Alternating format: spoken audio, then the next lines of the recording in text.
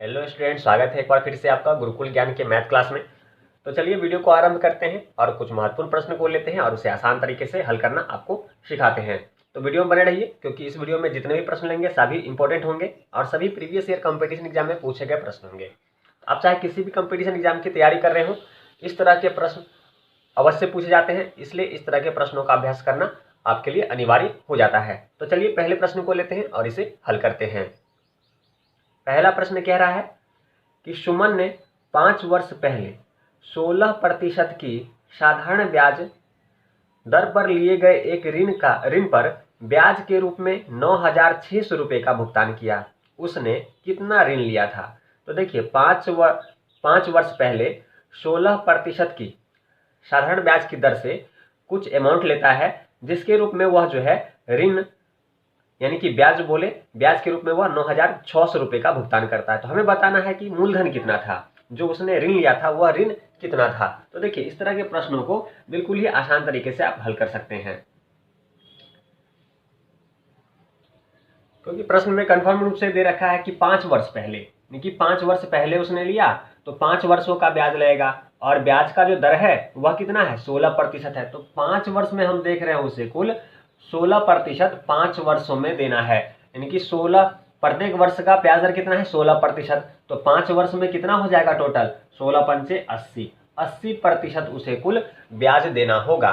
और जो 9,600 रुपये है, 9,600 रुपये है जो प्रश्न में आपको दिया गया है 9,600, यह क्या है? ब्याज है। ब्याज यह किसके बराबर है? 80% के बराबर है। तो कुछ नहीं करेंगे, इसे 80 से हम भाग कर देंगे। क्योंकि हमें मूलधन ज्ञात करना है तो मूलधन 100 से हम गुना कर देंगे। यह हमारा 100 क्या हो गया? हमारा मूलधन हो गया। तो चलिए सिंपल अब इसे हल कर लेते हैं। अगर हम इसे देखें तो हमारा यह 12 अट्ठे 96, 12 बार में ये चला गया हमारा, ठीक है, 12 बार में ये चला गया और 1 जीरो आपका यहाँ पे क्या जाएगा? शेष बचेगा, क्योंकि 1 जीरो से 1 जीरो ही कटेगा। बाकी 120 बार में 9600 कट जाएगा। इसे गुना हम करेंगे 120 को 100 से, तो ये हमारा कितना आ गया? 12,000 आ गया। यानी कि जो मूलधन था, जो उसने ऋण लिया था, वह ऋण कितना था? जो उसने उधार लिया था ऋण, जिसपे उसे 9600 रुपये का ब्याज लगा था, वह ऋण कितना था? 12,000 रुपये था। और यही क्या होगा? हमारे इस प्रश्न का आंसर हो जाएगा। तो बहुत ही सरल प्रश्न था, बस आसान तरीके से, बस आपको पहले प्रश्न समझना था। प्रश्न जो कह रहा था उसके अनुरूप देखेंगे तो प्रश्न के अंदर कुछ भी नहीं था, ठीक है। सिंपल आपको 16% का ब्याज दर लग रहा है। एक वर्ष में 16%, तो 5 वर्ष पहले लिया था तो 5 वर्ष का ब्याज देना पड़ेगा। तो 16 गुने 5, 80% उसे 5 वर्षों में कुल ब्याज देना होगा, ठीक है। और 9600 जो रुपया है वो क्या है? ब्याज है। तो 9600 रुपये किसके बराबर है? 80% के बराबर है। तो 9600 बट्टा 100 9600 बट्टा 80 कर देंगे। मूलधन ज्ञात करना है तो यह 100 हमने क्या लिया है? मूलधन लिया है। सिंपल इस इक्वेशन को हल किया, क्या आ गया? हमारा आंसर आ गया। आंसर क्या है? 12,000 रुपये, जो कि उसने ऋण लिया होगा, जिसपे उसे 9600 रुपये का ब्याज देना पड़ा। तो उम्मीद है अभी से समझ गए होंगे। तो चलिए इसी तरह के कुछ और प्रश्न लेते हैं और उसे हल करते हैं। तो लेते हैं अगले प्रश्न को। अगले प्रश्न को देखिए तो रमन ने 5 वर्ष पहले 8% की साधारण ब्याज दर पर लिए गए एक ऋण पर ब्याज के रूप में 8,000 रुपये का भुगतान किया। उसने कितना ऋण लिया था? यह बिल्कुल ही सिंपल प्रश्न था। इससे पहले के जो हमने प्रश्न हल किए थे वे आपका एसएससी सीजीएल 3 दिसंबर 2022 को सेकेंड शिफ्ट में पूछा गया प्रश्न था। तो पहला प्रश्न कंपटीशन में पूछा जा चुका है, इसलिए काफी महत्वपूर्ण है। और इसी पैटर्न पर आधारित दूसरे प्रश्न को हम ले रहे हैं। तो प्रश्न कह रहा था कि सुमन ने 5 वर्ष पहले रमन ने 5 वर्ष पहले 8% की साधारण ब्याज दर पर लिए गए एक ऋण के रूप में ब्याज के रूप में उसने कितना दिया? 8,000 रुपये का भुगतान किया। उसने ऋण कितना लिया है? तो देखिए इसमें भी आपको क्या दे दिया गया है? 5 वर्ष पहले, 5 वर्ष पहले यानी कि 5 वर्ष तक ब्याज देगा। और ब्याज का दर प्रति साल कितना है? 8% है। तो 8% 5 वर्षों के लिए देगा, 8% 5 वर्षों के लिए देगा, यानी कि 8 पंचे 40, यानी कि टोटल 40% क्या देगा? वो 5 वर्षों में ब्याज के रूप में भुगतान करेगा। और ब्याज हमारा कितना है? ब्याज दे रखा है इस 40% के बराबर दे रखा है, 8,000 रुपये दिया है, जो कि ब्याज के रूप में उसने भुगतान किया। तो 5 वर्षों में 40% उसे ब्याज देना होगा। और ब्याज का मूल्य कितना है? मूल्य के रूप में कितना? 8,000, यानी कि 40% के बराबर है 8,000 रुपये। तो कुछ नहीं, हमें शुरू में उसने कितना ब्याज लिया है, कितना ऋण लिया है, यह निकालना है। तो 8,000 के बराबर कौन है, 40%। तो 8,000 को ऊपर लिखेंगे, 40 को नीचे लिखेंगे। मूलधन ज्ञात करना है तो मूलधन 100 के रूप में लेंगे। सिंपल इस इक्वेशन को हल करेंगे तो देखिए 0 से 0 चला गया, 4 से काटेंगे, 4 दूनी 8, 212 में ये कट गया। तो हम देख रहे हैं 200 गुने 100, 200 गुने 100, तो क्या आ गया हमारे पास, टोटल 20,000 रुपये आ गए। यानी कि उसने जो शुरू में ऋण लिया था, ऋण कितना था, 20,000 रुपये था, और यही क्या होगा, हमारे इस प्रश्न का आंसर हो जाएगा। तो यह भी आपका पिछले प्रश्न की तरह ही था और बहुत ही आसान प्रश्न है। बस एक बार इस तरह के प्रश्नों को आप समझ लेते हैं तो जीवन में कभी नहीं भूलेंगे, एग्जाम में कभी भी इस तरह के प्रश्न आएंगे, आप आसानी से इसके उत्तर दे पाएंगे। तो चलिए ऐसे महत्वपूर्ण प्रश्नों को लेते हैं, और वीडियो आपको थोड़ी भी हेल्पफुल लग रही हो तो चैनल को सब्सक्राइब अवश्य कीजिएगा। आप लोग वीडियो देखते हैं, चैनल को न लाइक करते हैं न सब्सक्राइब करते हैं, आप लाइक और सब्सक्राइब करेंगे तो हमारा हौसला बढ़ेगा और नेक्स्ट टाइम हम और भी महत्वपूर्ण प्रश्न आपके लिए लेकर आते रहेंगे। तो चलिए लेते हैं अगले प्रश्न को और उसे हल करते हैं। अगला प्रश्न कह रहा है कि ए और बी एक निश्चित कार्य को 12 घंटे में कर सकते हैं और ए, बी और सी मिलकर उसी कार्य को पूरा करने में 8 घंटे का समय लेते हैं। अकेले सी को कार्य पूरा करने में कितना समय लगेगा। तो देखिए इस तरह के प्रश्न मैं आपको पहले की वीडियो में भी करा चुका हूं। अगर पहले की वीडियो आप नहीं देखे तो ध्यान से इस प्रश्न को देखिए, मैं यहाँ हल कर रहा हूँ और सीखिए। काफी इंपॉर्टेंट है और एग्जाम की दृष्टि से काफी महत्वपूर्ण है, इसलिए ध्यान से इस प्रश्न को देखिए। प्रश्न कह रहा है कि ए और बी किसी कार्य को 12 घंटे में कर सकते हैं। कौन, ए और बी किसी कार्य को कितने दिन में कर सकते हैं, 12 घंटे में कर सकते हैं, 12 घंटे में कर सकते हैं। वहीं दूसरे कंडीशन में कह रहा है कि ए, बी और सी ये तीन मिलकर के उस कार्य को पूरा करने में 8 घंटे का समय लेते हैं। कौन कौन, ए प्लस बी और ये सी, ये तीन जो मिलके कार्य करते हैं तो कितने घंटे में कार्य कर लेते हैं, 8 घंटे में कार्य को समाप्त कर लेते हैं। तो मालूम है कि हमें इस तरह अगर दिया गया हो तो हमें सबसे पहले क्या करना होता है, कुल कार्य निकालना होता है। कुल कार्य कैसे निकालते हैं, इस दोनों का हम अगर एलसीएम ले लेंगे तो हमें क्या मालूम चल जाएगा, कुल कार्य मालूम चल जाएगा।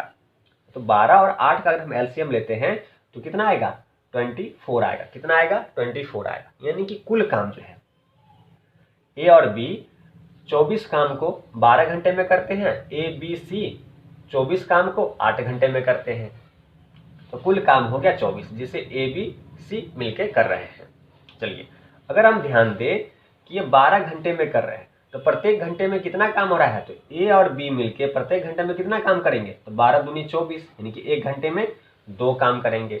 इसी प्रकार देखिए ए बी सी ये तीनों मिलके 24 काम कितने घंटे में करेंगे, एक घंटे में कितना काम करेंगे, तो 8 भागा 24, तो 8 त्रिक 24, यानी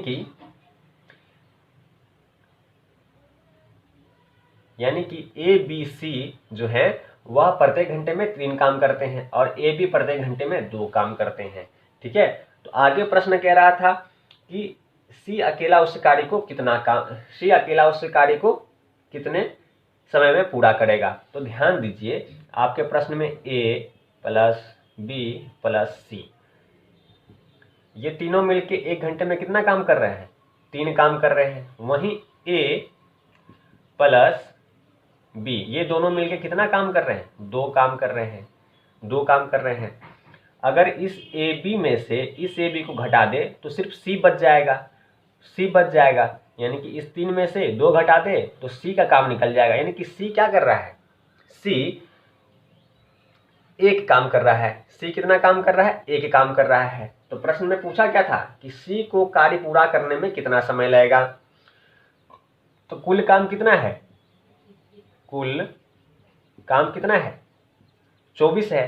सी एक काम कर रहा है, सी अकेला एक काम करता है, तो 24 काम को कितने समय में पूरा कर लेगा, 24 घंटे में पूरा करेगा। 24 घंटे में, एक घंटे में एक काम कर रहा है तो 24 काम को 24 घंटे में पूरा करेगा। तो सी अकेला उस काम को कितने दिन में कर लेगा, 24 घंटे में कर लेगा। और यही क्या हो जाएगा, हमारे इस प्रश्न का आंसर हो जाएगा। तो काफ़ी महत्वपूर्ण पर काफ़ी सरल प्रश्न था। बस प्रश्न को ध्यान से पढ़िए, समझिए, और जितने भी प्रश्न मैं आपको करा रहा हूँ इस सभी प्रश्नों को कॉपी में लिखिए और उसे बिना वीडियो की सहायता से हल करने का प्रयास कीजिए, ताकि आप समझ सके कि आपकी समझ इस तरह के प्रश्नों पे कितनी अच्छी बनी है अगर आप स्वयं हल कर पाते हैं तो बहुत अच्छी बात है, जहां परेशानी हो वहीं वीडियो का हेल्प ले, फिर इस तरह आपकी प्रैक्टिस काफी अच्छी होती जाएगी। तो चलिए एक और महत्वपूर्ण प्रश्न को लेते हैं और उसे भी हल करते हैं। अगला प्रश्न जो है आपका एसएससी सीजीएल 8 दिसंबर 2022 को चौथे शिफ्ट में पूछा गया प्रश्न है। तो काफी महत्वपूर्ण प्रश्न है, ध्यान से प्रश्न को पढ़िए। प्रश्न कह रहा है कि एक डीलर एक पैकेट पर 45% की छूट देता है, वह नगद भुगतान पर रियायती कीमत पर 25% की और छूट प्रदान करता है। दोनों छूटों का लाभ उठाने के लिए ग्राहक को 2,800 रुपए के पैकेट के लिए नगद में कितना भुगतान करना होगा। देखिए प्रश्न कह रहा है कि एक डीलर जो है दो छूट दे रहा है, एक 45% की, दूसरा 25% की। 25% की डिस्काउंट दे रहा है क्योंकि वो नगद भुगतान करेगा ग्राहक, तो उसे 25% की और डिस्काउंट वो देगा। तो इस कुल मिला के दो डिस्काउंट मिल रहे हैं, एक 45% का, दूसरा 25% का। और जो वस्तु है वो वस्तु का जो मूल्य रखा गया है वो 2800 है, यानी कि 2800 रुपए के वस्तु पे ये दो छूट देना है। तो वस्तु का मूल्य दिया गया है 2800 रुपये और इस पे वो दो छूट दे रहा है। पहला छूट तो वो दे रहा है 45% का।